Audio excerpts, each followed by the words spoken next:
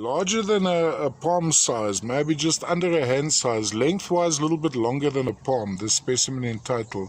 From the Tenke Fungurumu mine in the Katanga, a lovely example of the little malachite or the little chrysocolla stalactites, stalagmites perched in this matrix.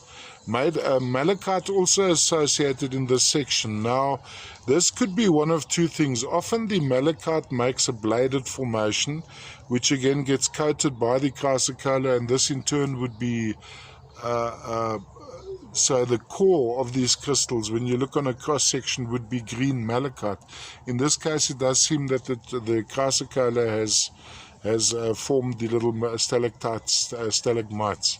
So what we have originally here, there is a little bit of bluishness to it. So when you look on the cross-section on the matrix, you'll see sort of a turquoise color chrysocolla dusted with a white chrysocolla.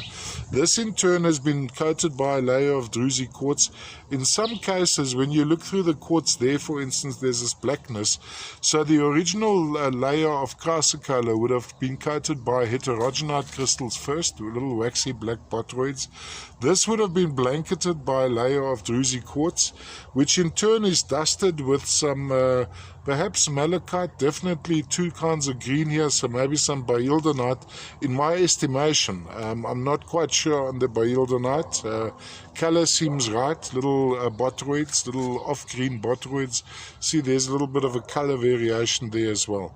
All the way from the Tenke Fungurumu mine in the Katanga. I'll just take you through the main points of display again, so let's have a zoom in over here. Terribly difficult, very, very pristine, very bling bling, white to pale blue, and of course shades of green running through it.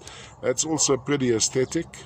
You can see some of the chrysocolla hasn't been covered by the druzy quartz.